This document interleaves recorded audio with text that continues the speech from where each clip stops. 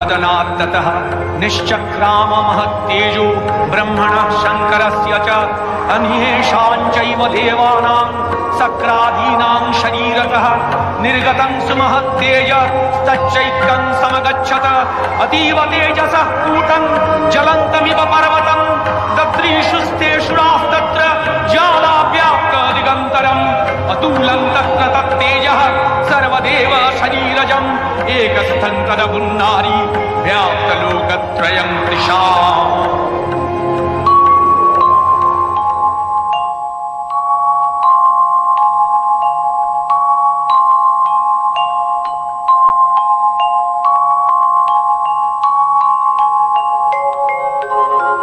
नमस्ते शरण्ये शिवे सानुकंपे, नमस्ते जगद्व्यापिके विश्वरूपे, नमस्ते जगद्वन्द्य पादारविन्दे, नमस्ते जगत्तारिणि त्राहि दुर्गे, नमस्ते जगच्चिन्त्यमान स्वरूपे, नमस्ते महायोगिनि ज्ञानरूपे, नमस्ते सदानंदनंद स्वरूपे, नमस्ते जगत्तारिणि त्राहि दुर्गे। अनाथस्य दीनस्य तृष्णातुरस्य क्षुधार्तस्य भीतस्य बद्धस्य यन्तः तमेकागतिर्देवि निस्तारकर्त्री।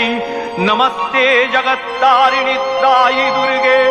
अरण्ये रणे दारुणे शत्रुमध्ये नले सागरे प्रान्तरे राजगे तमेकागतिर्देवि निस्तारहेतु।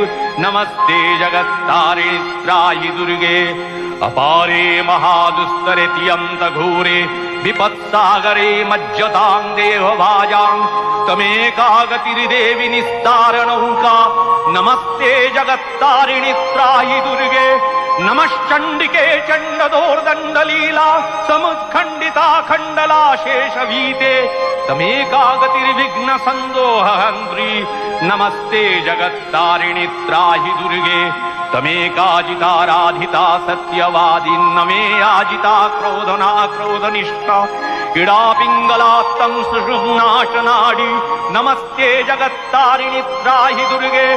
नमो देवि दुर्गे शिवे भीमनादे सरस्वती अरुन्धति अमोघ स्वरूपे विभूति शची कालरात्रि स्वतित्वं। नमस्ते जगत्तारिणि त्राहि दुर्गे। शरणमसि सुराणां सिद्धविद्याधराणां मुनिधनुजनराणां व्याधिभिः पीडितानां नृपतिगृहगतानां दस्युभिरावृतानां तमसि